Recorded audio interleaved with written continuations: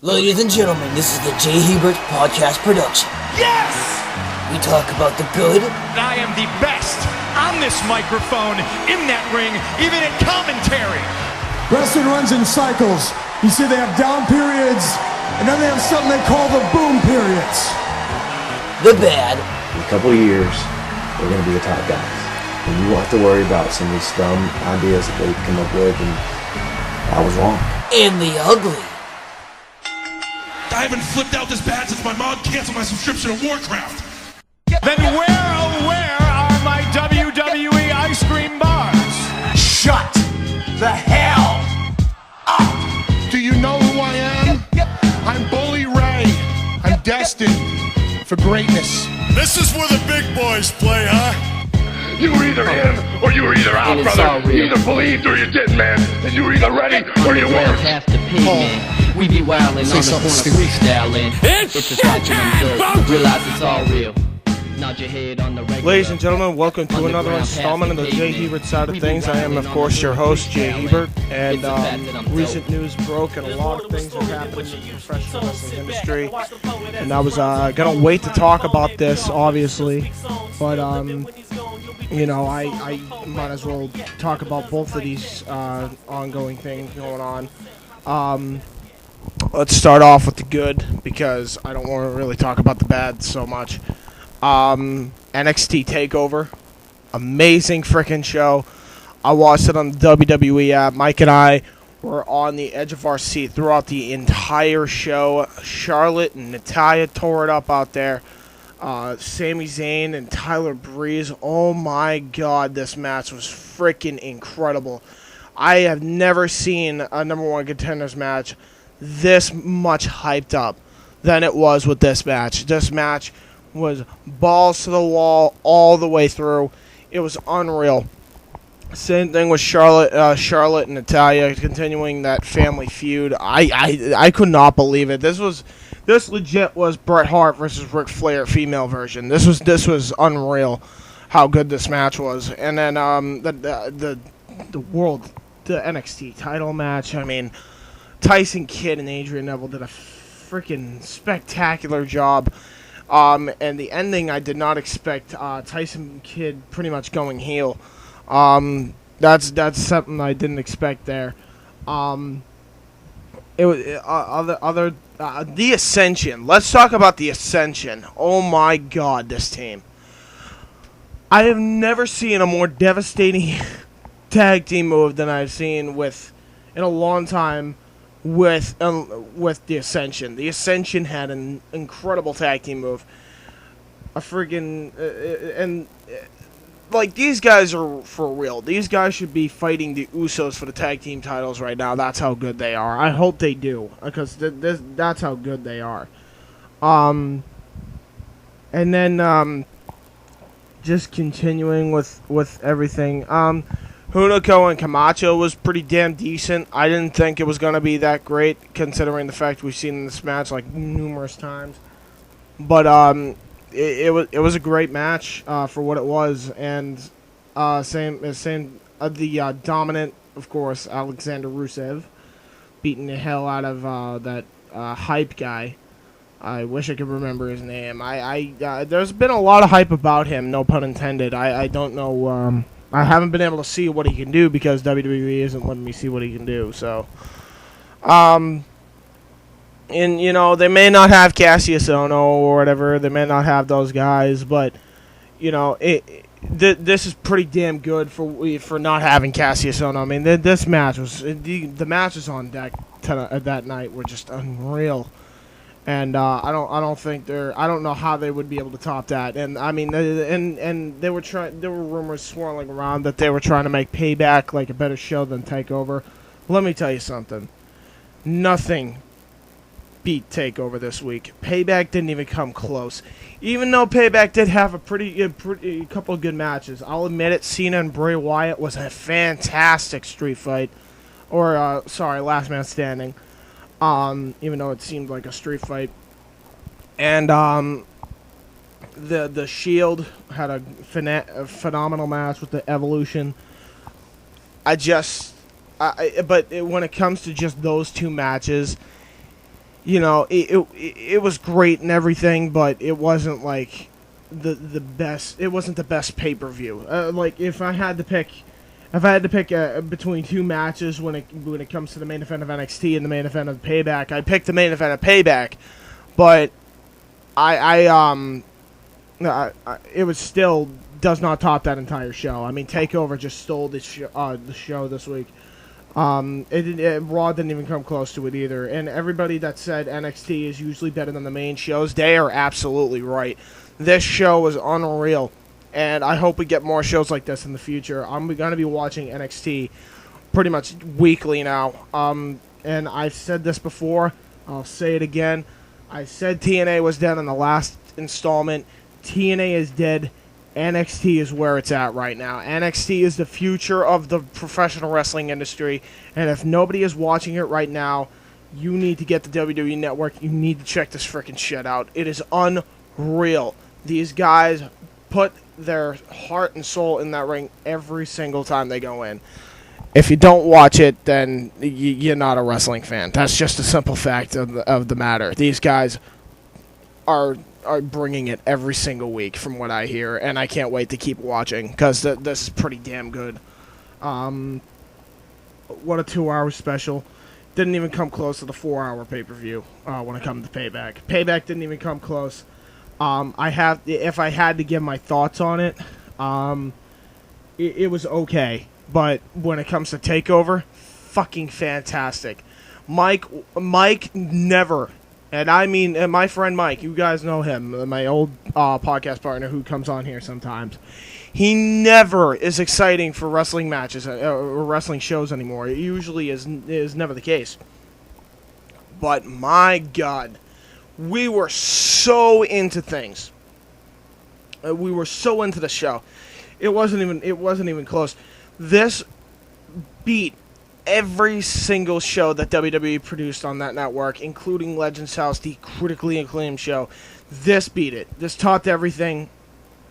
This entire show was fantastic. And if you get Mike to get excited for a wrestling show, then WWE did something right there. Unreal night. Tyler Breeze. I need to give my thoughts on him. I never thought that this guy was going to bring it the way he did to Sami Zayn. Holy fuck, dude. These guys put on a 5-star match, a pay-per-view caliber match, and it stole the show without question. Even though Tyson Kidd and Adrian Neville was a great match, too. Didn't even come close to that match, in my opinion. Even though they tried their hardest. It was still a great match for both sides. And I cannot wait until we have another special, because this was unreal. This is absolutely unreal. And now I want to talk about the bad stuff. CM Punk. Let's just talk about him. The Punk. And he is retired from wrestling. But before he retired from wrestling, and I quote, "Why am I quiet? Because I'm watching the fucking game." Word for word here. "Get off Twitter and pay attention. This ain't over by a long shot. Lots of hockey left."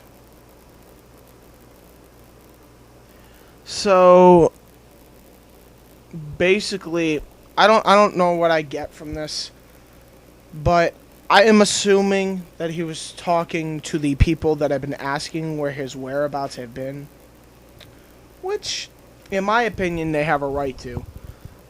Especially if you talk about the fans that, bought the CM Punk merchandise from WWE, bought the CM Punk whatever, and, supported CM Punk through and through, especially around 2011 to now.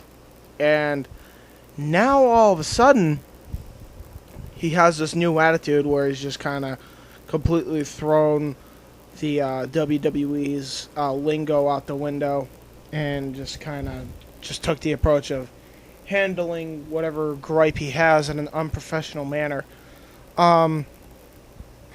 and not only that, but insult the fans too at the same time in that one tweet alone. And I gotta say it, I have a huge problem with it. I have a mega problem with it. The fact that, you know, as CM Punk fans, we've been, you know, supportive of you through thick and thin, and then you go as far as to just kind of leave the WWE without finishing up the dates on your contract, and selfishly not tell your fans where you've been or what you've been up to.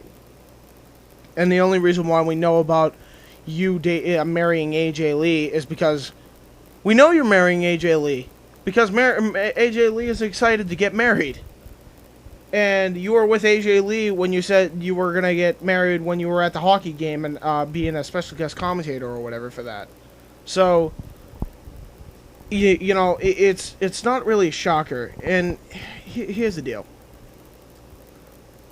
If it was just somebody who decided to leave over a gripe with the company, that's one thing.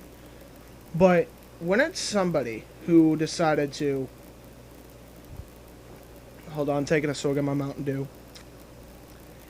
Basically said that, oh, I'm here to be the voice of the voiceless. I'm here to create change in the WWE, which he did.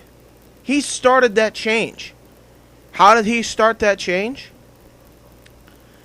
He went and won the WWE Championship, hijacked the WWE Championship, and went on his merry way, and then came back, defended the championship successfully, and then won it again, and then lost it to Del Rio, and then won it again from Del Rio, and one of the greatest championship reigns of the next decade.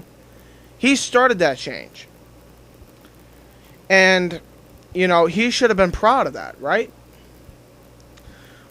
And then he goes on to fight guys like The Undertaker, John Cena, Triple H. I mean, the whole nine. Chris Jericho. You could go on and on to the list that he's fought and had great matches with. I mean, he's fought in Daniel Bryan. He has had so many great matches in top tier talent, in top tier main events. But that's not good enough for him. He wanted to be the star on everything. And he wasn't really in it to be the voice of the voiceless. And I say this because it's true. And if anybody thinks I'm wrong, then, you know, it's my opinion. But I think that CM Punk is a selfish tool. Simply put, the fact that CM Punk said all this propaganda only to turn around and say, hey, fuck you, I'm leaving and not telling you where I am, is just bullshit. It is freaking bullshit. You know, if I was a long-time fan of CM Punk, you know, and then he won't tell me where he is, you know, I'd probably give up after like 7 or 8 months trying. You know, but I'm not the biggest CM Punk fan, and I noticed this right off the bat. And for the people that are, let me tell you something. He doesn't give a damn about you. He doesn't give a damn about anybody else but himself. And maybe AJ. That's about it. He's in it for himself for the long haul. And here's what proves my point right here.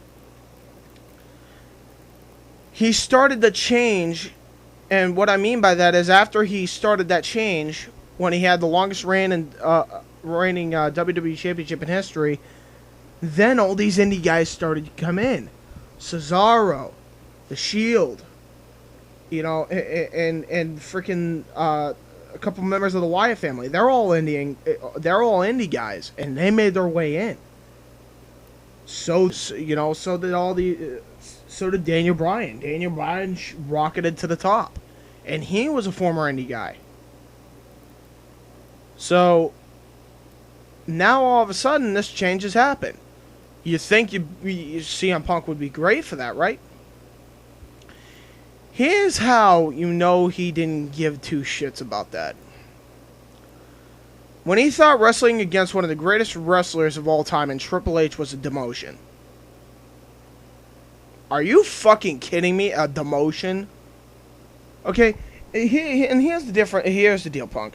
If you feel unhealthy, I completely understand. I don't mind. It's whatever. But for you to go and say that you're not in it for the long haul to just be there and finish up your contract or whatever, but you only had a few months left. You could have taken your vacation time then.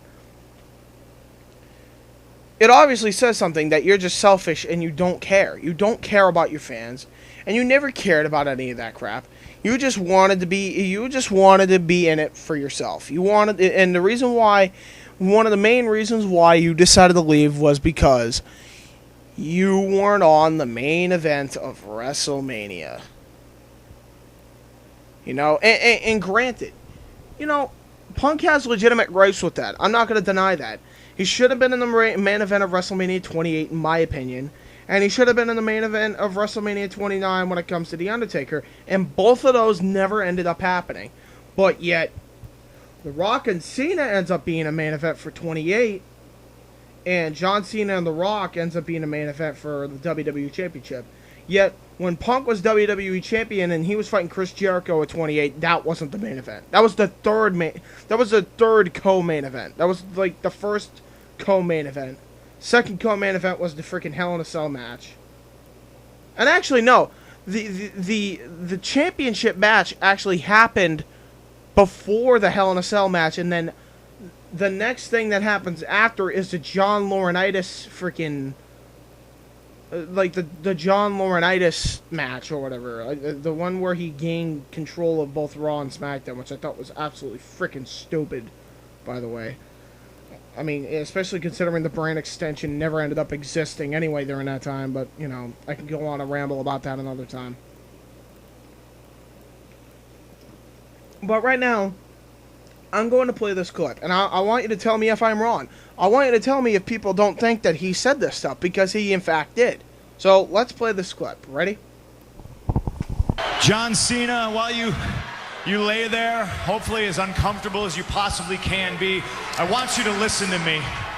I want you to digest this, because before I leave in 3 weeks with your WWE Championship, I have a lot of things I want to get off my chest. Yes, this is the epic pipe bomb promo from Jackpot of Raw 2011. I don't hate you, John. I don't even dislike you. I do like you. I like you a hell of a lot more than I like most people in the back. I hate this idea that you're the best. Because you're not. I'm the best. I'm the best in the world. There's one thing you're better at than I am, and that's kissing Vince McMahon's ass. You're as good as kissing Vince's ass as Hulk Hogan was. I don't know if you're as good as Dwayne, though. He's a pretty good ass kisser. Always was and still is. Oops, I'm breaking the fourth wall. I am the best wrestler in the world. Aye. I've been the best ever since day one when I walked into this company, and I've been vilified and hated since that day because Paul Heyman saw something in me that nobody else wanted to admit. That's right, I'm a Paul Heyman guy. You know who else was a Paul Heyman guy? Brock Lesnar. And he's split, just like I'm splitting, but the biggest difference between me and Brock is I'm going to leave with the WWE Championship.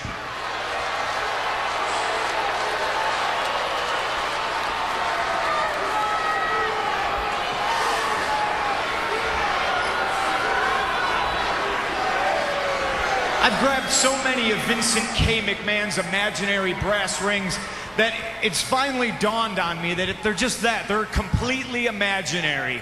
The only thing that's real is me, and the fact that day in and day out for almost 6 years I have proved to everybody in the world that I am the best on this microphone, in that ring, even at commentary. Nobody can touch me. All right, now I want people to pay attention to what he says next. And like, yet, close attention. No matter how many times I prove it, I'm not on your lovely little collector cups. I'm not on the cover of the program.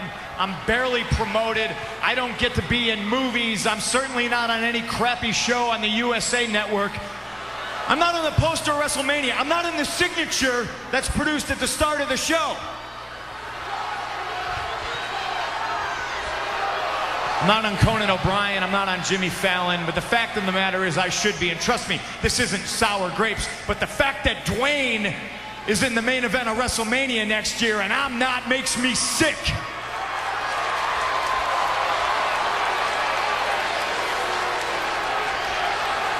Oh, and hey, let me get something straight. Those of you who are cheering me right now, you are just the biggest part of me leaving is anything else. Pay attention. Because you're the ones that are sipping out of those collector cups right now.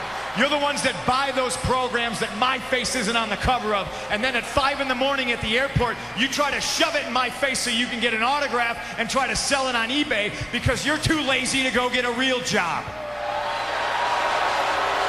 Ooh. I see there, huh? I'm leaving with the WWE Championship on July 17th, and hell, who knows? Maybe I'll go defend it in New Japan Pro Wrestling. Maybe I'll go back to Ring of Honor.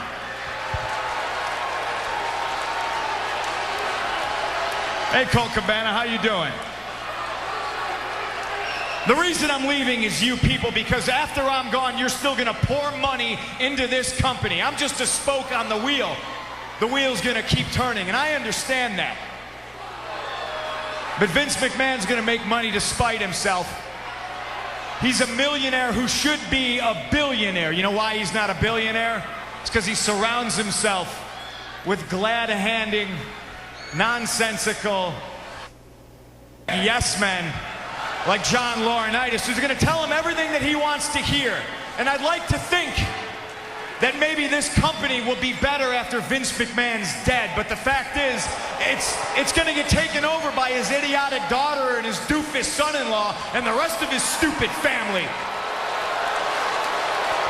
Let me tell you a personal story about Vince McMahon, all right? Can we do this whole bully campaign? And it was right around there where CM Punk had his microphone cut off, and he was not allowed to speak on the microphone to the public of the WWE fans. Now, I want to make this clear. As epic of a promo that was, okay? And don't get me wrong, it was epic. It was one of the most memorable Raw moments of 2011. And probably should have won a Slammy Award for it. But here's the deal. I want people to pay attention to what he says right there. Because everybody thinks that that's scripted. And yeah, that was probably planned for him to speak his mind. But I don't think what a lot of people realize is he was legitimately going to get fired. He wouldn't have been nothing if he said all that stuff. Yes. But this was all from what he truly thought.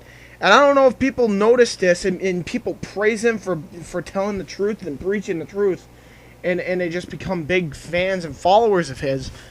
But I don't know if people really notice what he said. Especially when he got to how, you know, oh yeah, I'm the best on this microphone in this ring. And then right after he says it, no matter how many times I prove it, I'm not on the face of the 7-Eleven cups.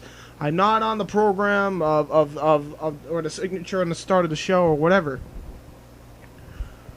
Do people realize that when he says that, that means he hates, like, he really doesn't give a damn what people think. He wants to be just there. He wants to be himself. He's not a martyr like people think he is. He's just a guy that wants to just be a big time star because and the company held him back, and you know, he was just being a selfish guy in the end. And he wanted all this stuff because everybody else got it. And granted, it made for some very entertaining television, but this will prove my point even more. From that alone, that promo alone, and from what happened recently with him leaving the WWE and just there, not letting anybody know where he's been for, I don't know, maybe the past 3 months or so, and you all are still going to be fans of him, you guys at least deserve an explanation, and Punk doesn't give two shits. You know, and you're the ones who bought the merchandise, you're the ones who followed him, and this is how he repays you. You know what I mean? So people might want to keep that in mind. You know, and not only that, but he also says like a bunch of this other stuff, you know, and everybody wants to consider him a martyr. I'm going to prove that that's not really the case, and you're about to see that in the next clip that I'm about to show. We're going to play a clip of the epic encounter before the I want to say I think it was the pay-per-view before Hell in a Cell between Triple H and CM Punk before they had their match at that pay-per-view. Well, here we are, Hunter, the big final showdown between me and you, and I don't want to speak for you, but I'm fascinated at the fact that the entire world is watching, and they're waiting, and they're wondering exactly what you and me are going to say to each other. So if you don't mind, I'll go ahead, I'll start.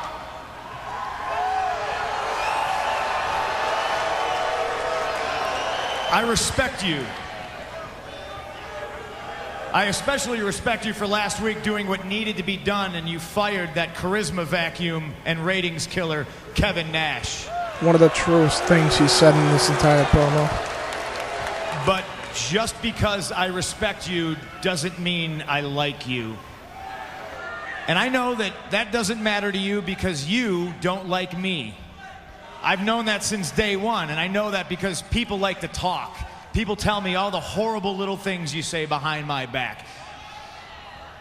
I also know this because I'm a great judge of character, and I can tell it's all over your face. Every time me and you are in a room together, when we share a ring together, anytime we have to have a conversation, your skin just crawls. You don't like me. I think when I first got here, you referred to me as a pompous, undersized internet darling that couldn't hang with the likes of the mighty Triple H.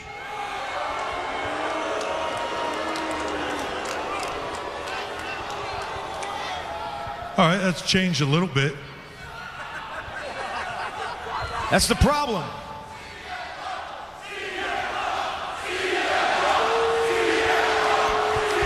That's the problem. The fact that your perception of me has only changed a little bit, that's not good enough. Just like it's not good enough that nothing around here has changed after you basically fired Vince McMahon and became the leader of the WWE. You're just as bad as Vince McMahon with your little suit and your pants that probably don't have a back pocket for some weird reason. You're just like him. Okay, you stand still and let all of this pass you by. You both share the same opinions and philosophies that a guy who looks like me doesn't belong in a ring with somebody who looks like you.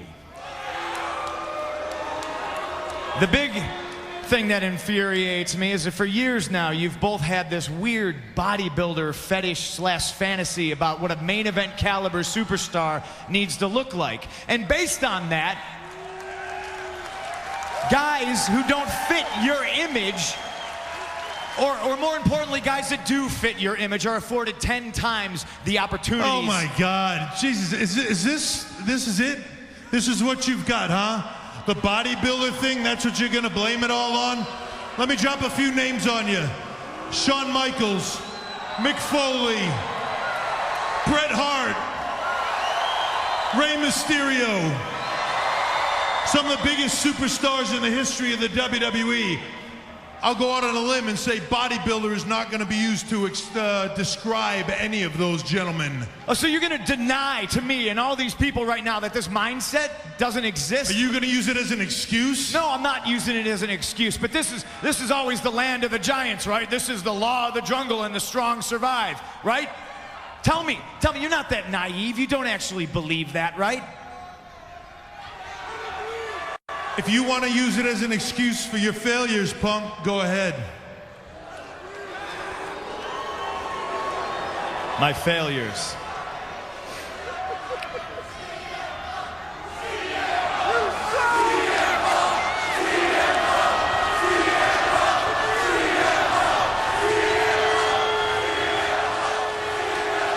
My failures. See, you're worried about my opinion all the time. You don't need to worry about my opinion. My opinion doesn't matter. Their opinion does. Are you listening to him? Now, I want to just kind of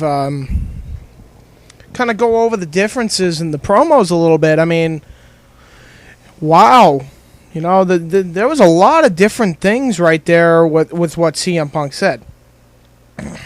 You know, he said that, oh, I'm in it for the people that you've held down over the years, and how you don't see fit of the image of an indie wrestler, and how you see the image of a bodybuilder. Notice how the tone changed? Okay? That's because that was not him speaking.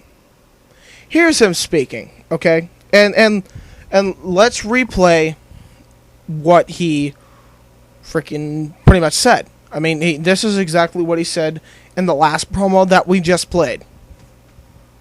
All right, ready? I am the Ready? best on this microphone, in that ring, even at commentary. Nobody can touch me. And yet, no matter how many times I prove it, I'm not on your lovely little collector cups. I'm not on the cover of the program.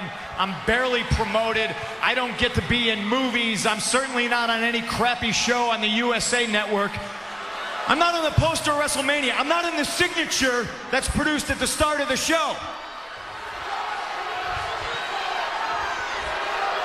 I'm not on Conan O'Brien, I'm not on Jimmy Fallon, but the fact of the matter is I should be. And trust me, this isn't sour grapes, but the fact that Dwayne is in the main event of WrestleMania next year and I'm not makes me sick.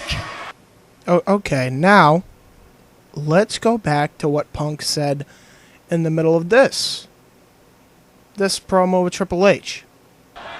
You're just like him. Okay, you stand still and let all of this pass you by. You both share the same opinions and philosophies that a guy who looks like me doesn't belong in a ring with somebody who looks like you. The big thing that infuriates me is that for years now you've both had this weird bodybuilder fetish/fantasy about what a main event caliber superstar needs to look like. And based on that, guys who don't fit your image, or more importantly, guys that do fit your image, are afforded 10 times the opportunities. Oh my God, Jesus! Is this it? This is what you've got, huh? The bodybuilder thing? That's what you're gonna blame it all on? So you're gonna deny to me and all these people right now that this mindset doesn't exist? Are you gonna use it as an excuse? No, I'm not using it as an excuse. But this is always the land of the giants, right? This is the law of the jungle, and the strong survive, right? Tell me, you're not that naive. You don't actually believe that, right? Now, did you notice there? Do people see my point here? Okay, the difference between the two promos that we just played with Triple H and CM Punk and everything is that Punk in the promo that he originally shoot when he became the the martyr character, or I guess whatever you want to call him, and I'm not really blaming Punk, okay? Let me be the first to say that, all right? I'm not really blaming him for having a gripe with the company, all right? Because he's not the first person to do it. He's just the first person to really be public with his, grief and, his gripe with the company. And that's understandable. But the simple fact is, Punk says one thing and then goes completely in a whole 180 another direction, and that's what I'm saying in these promos now.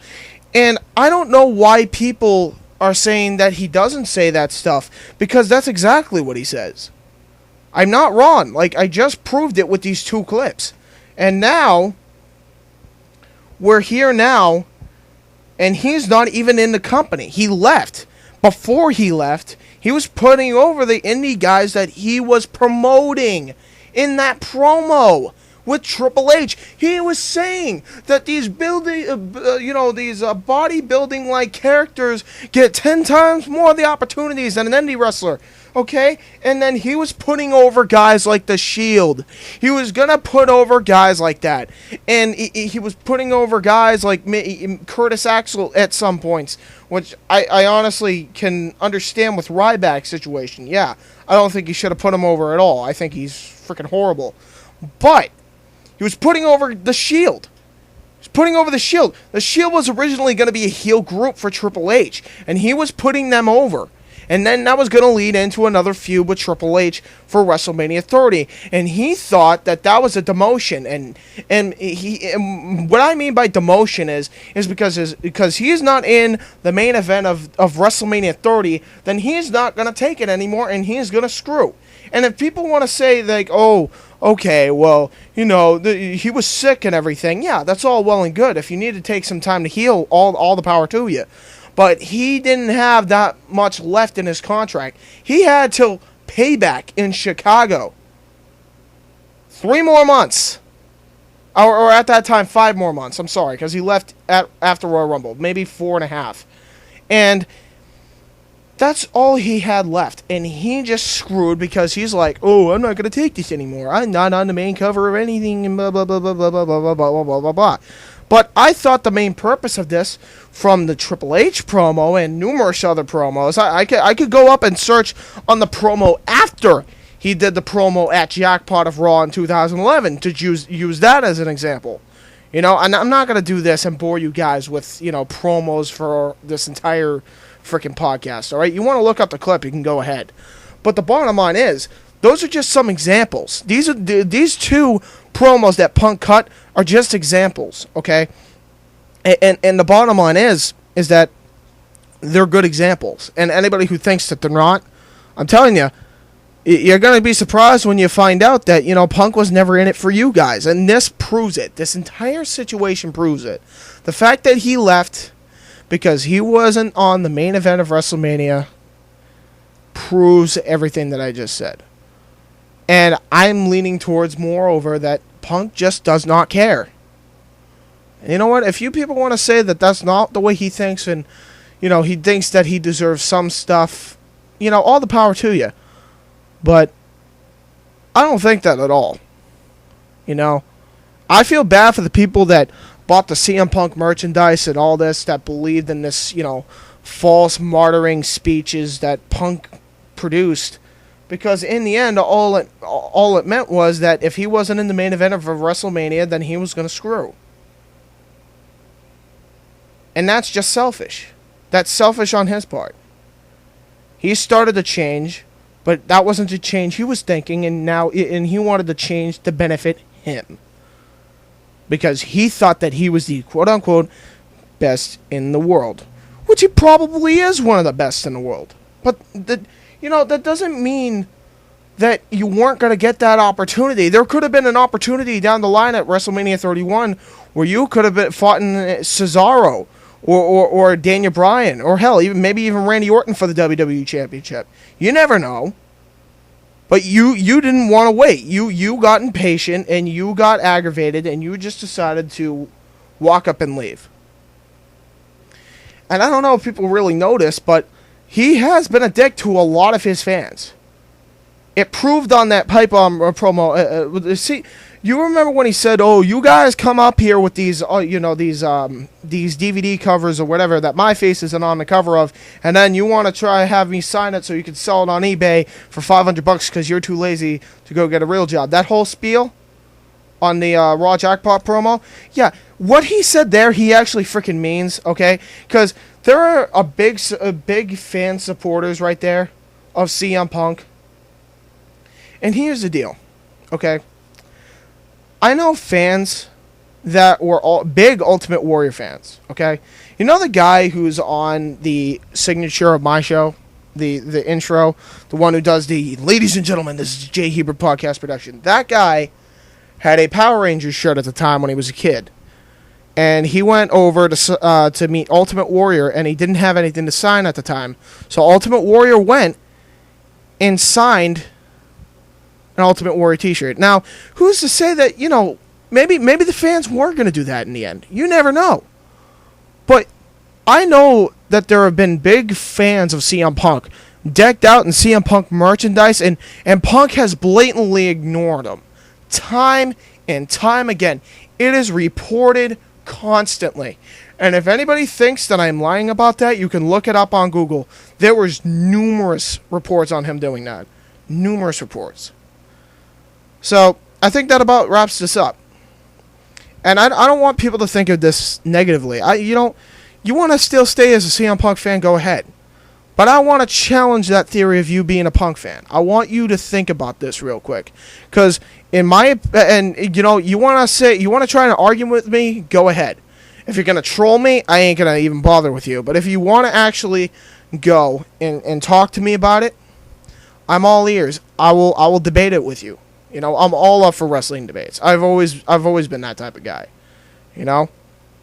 But that'll wrap it up for this edition on the JHebert Side of Things. I think this was a really great edition, considering with everything that's happened with the whole Punk situation, the whole Punk dilemma. When it comes to Punk, I do hope that everything goes well when he marries AJ Lee. Congratulations to AJ Lee as well. But other than that, this has been JHebert, and I'm going to say we'll see you guys next time.